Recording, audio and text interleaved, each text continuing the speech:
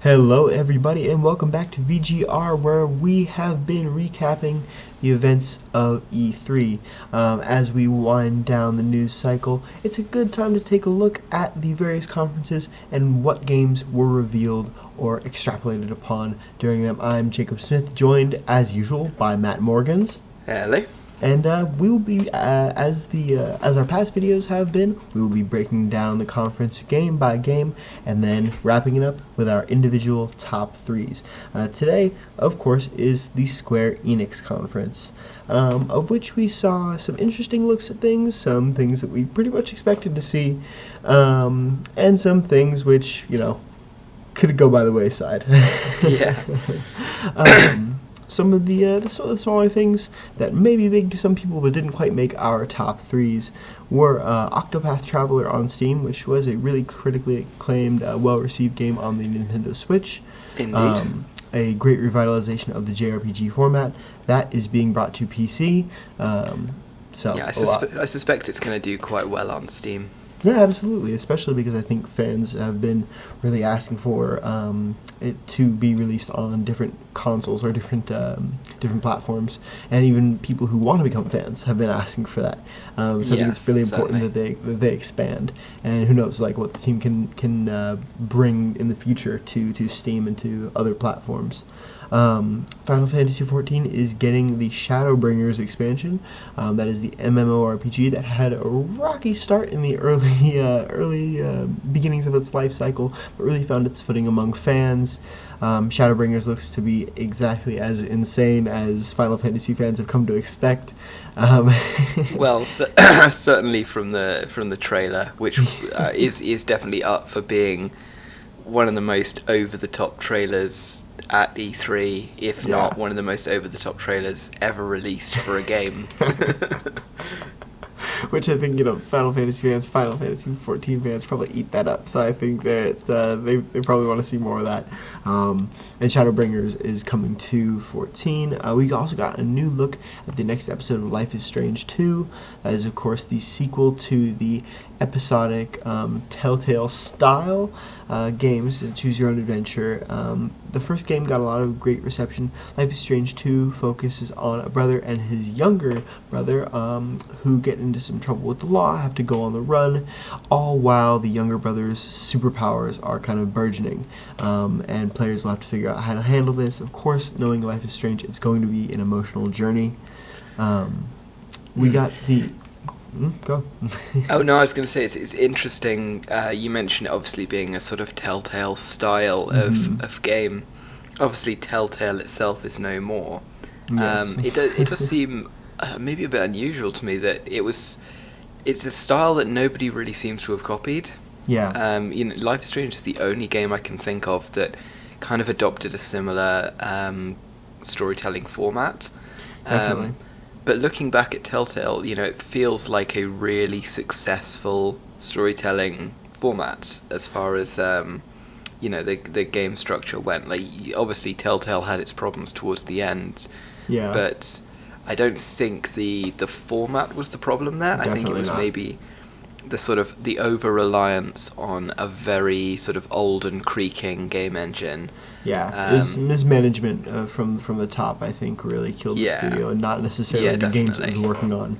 Overall, the games have a very strong fan base and very positive reception in general. Yeah, hence why the studio's closure was so sad for a lot of fans. Absolutely.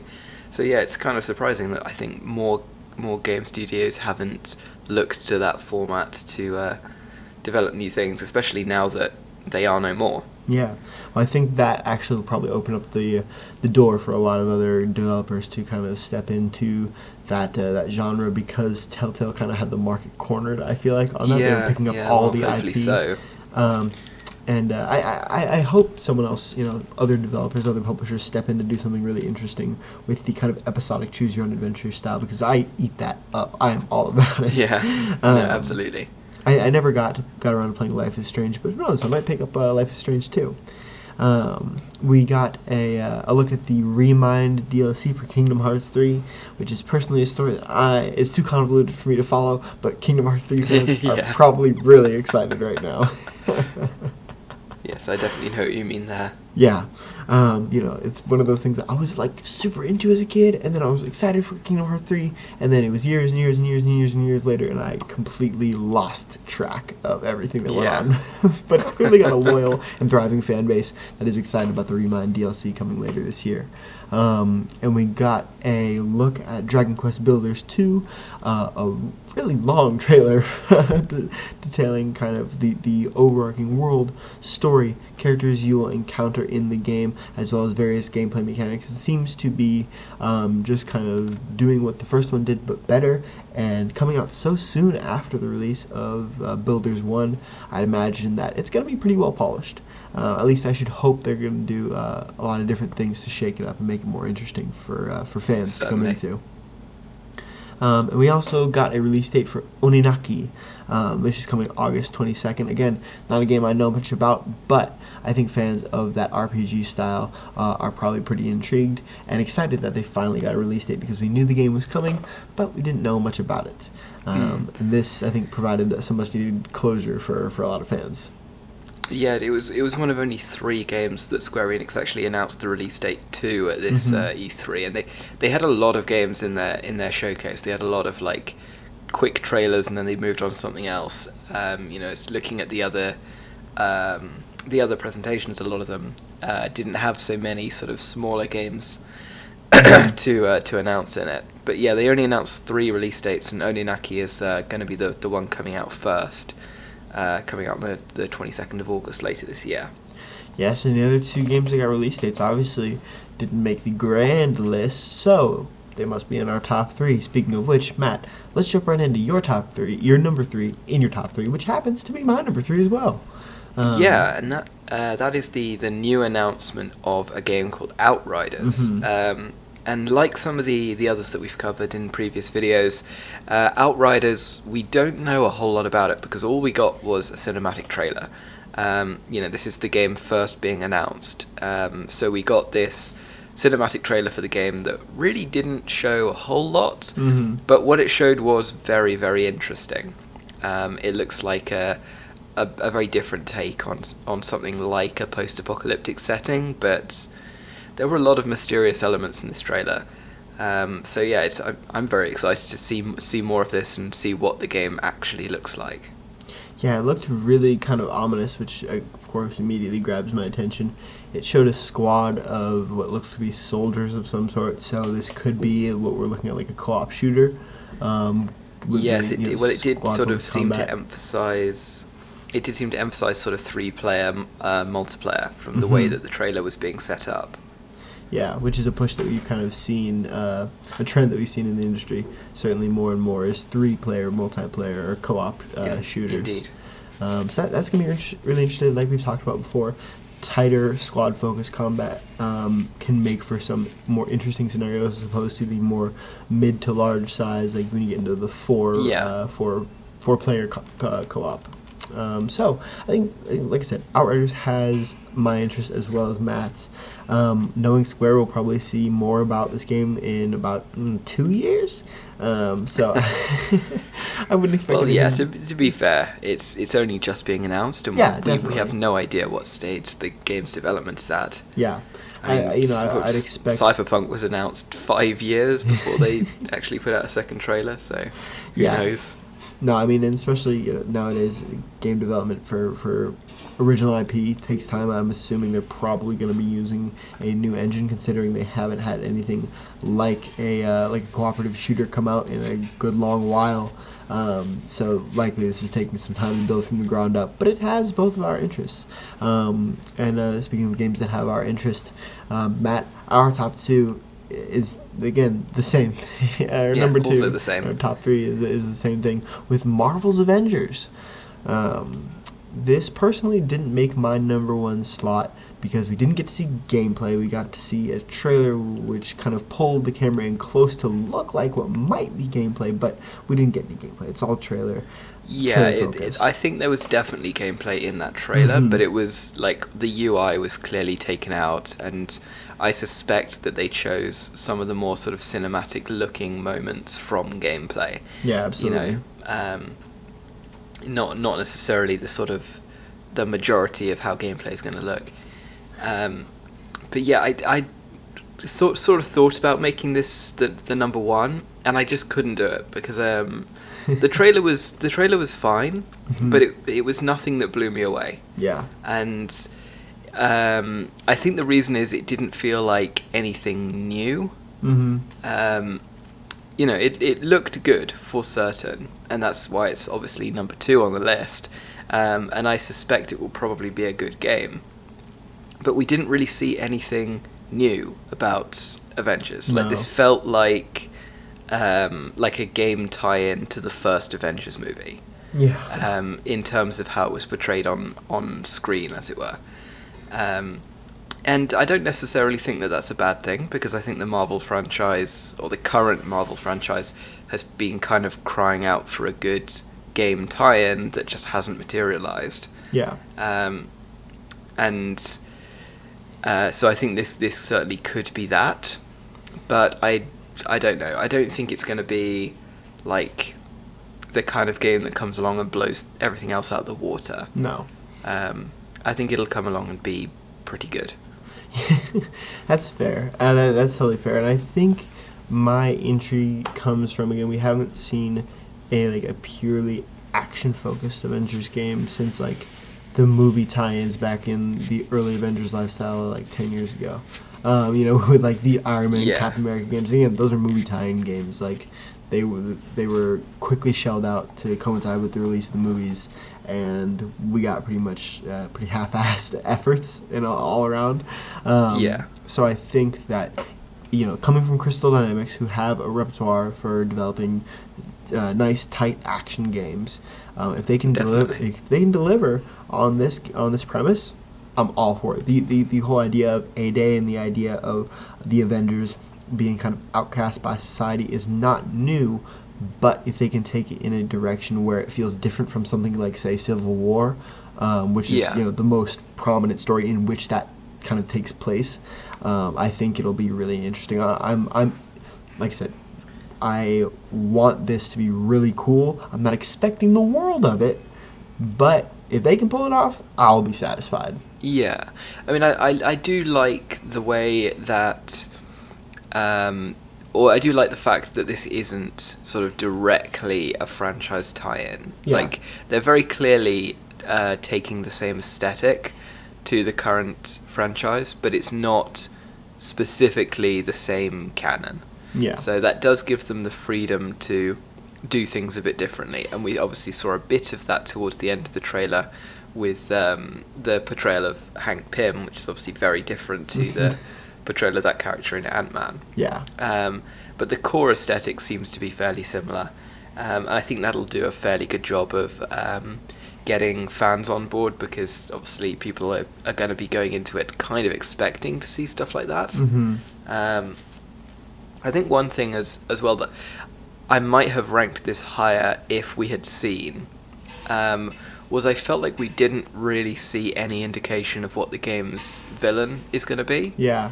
And looking at the current Marvel franchise, the films often tend to be defined just as much by the villain as they are by the protagonist. Absolutely. I mean, antagonism is the single most compelling narrative.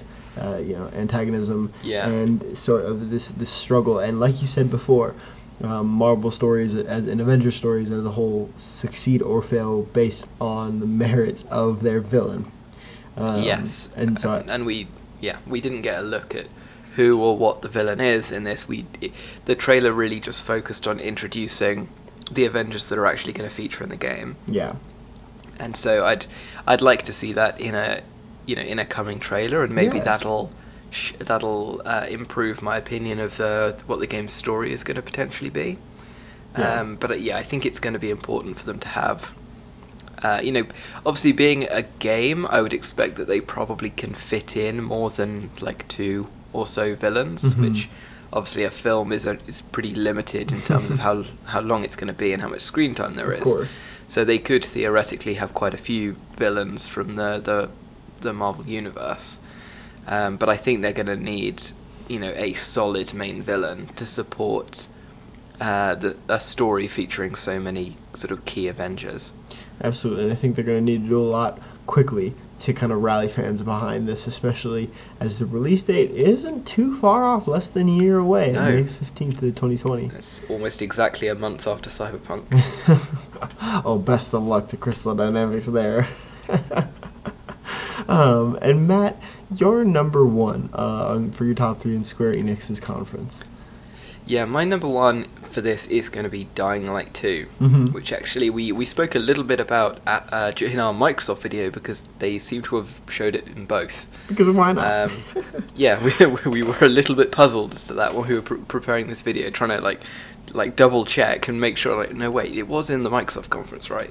No, apparently it was in both. Oh, this isn't the first time that Square has done something like this, though. I mean, no. And yeah, I'm really interested in what Techland's doing with Dying Light 2. I think it's a much more ambitious game than the original Dying Light, which even on its own was a fairly ambitious take on something a bit different with the sort of traditional zombie setting. It introduced a real focus on parkour and mobility, which you don't tend to see in those kinds of games. Yeah, I think that it did parkour. A lot of people are comparing it to Mirror's Edge because it's the only really parkour focused game. And a lot of people say that it did parkour better than Mirror's Edge in that it made it compelling. Like there was a reason you wanted to engage in parkour, and the transition to combat was also really fluid. So I think the parkour was more accessible. Yeah, definitely. I think because parkour is really like the only thing in Mirror's Edge. Yeah. it's a bit more developed, but as a result, it's a bit more difficult to get into. Yeah, definitely. There's more functionality to it, but that means you have to pay attention more and do more things. Whereas the parkour in Dying Light felt a bit more like, for example, the parkour in Assassin's Creed. It was fairly fluid and easy to just move. Definitely. And it looks like the Dying Light 2 parkour is going to be along the same lines, a bit more developed, a bit more features in it, but certainly a focus on fluidity and sort of ease of use. Yeah, well, then they're doing really interesting stuff with the story too. But this time around, they're really making sure they're emphasizing that player choice matters, which really draws people in a lot of times, letting players control the way the narrative plays out, thanks to their in-game actions. Definitely, which I think is not something you tend to see in games in this sort of genre. Yeah. Not at least to this level. And this looks like it's going to be really defined by player choice. So yeah, I'm very interested to see more gameplay of this, and in fact, we recently interviewed the lead gameplay designer, I think, for Dying Light 2, and we'll put a link to that interview in the video description. Awesome. Certainly a lot to look forward to the next Dying Light. Techland has our faith with the first one, so let's see something Definitely. good. And my number one from Square Enix's conference, the only game not mentioned so far, is the Final Fantasy VII Remake, which, Matt, I know you couldn't care less about, but I'm personally... Unfortunately, I just didn't play any Final Fantasy games growing up. That's fair. I mean, it totally is hinging on that nostalgia, right? Like, if you liked Final Fantasy VII, this is who they're targeting. And Final Fantasy VII Remake, which, it's the official title. Just laying it all out there.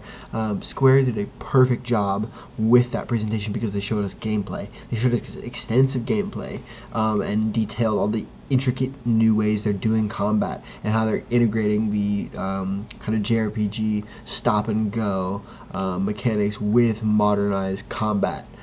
They showed us a minor boss battle. They showed us banter between Cloud and Barrett, the fully fleshed out voice acting, and then a trailer showing Tifa. All these things really played into generating hype for the game, and they need to because it's coming out in March 2020. So that's not a whole lot of time to show us everything the game has to offer in respect to big events like E3, Gamescom, PAX. Like, there are only so many within the scope of this year between now and then. Yeah. So they did a really good job at giving fans what they've been wanting since the announcement of this thing back in E3 2013, 14.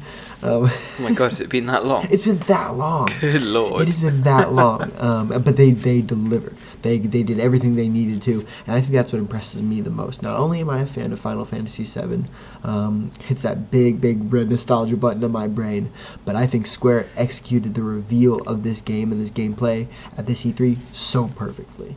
But that is going to wrap it up for our coverage of the Square Enix conference at E3.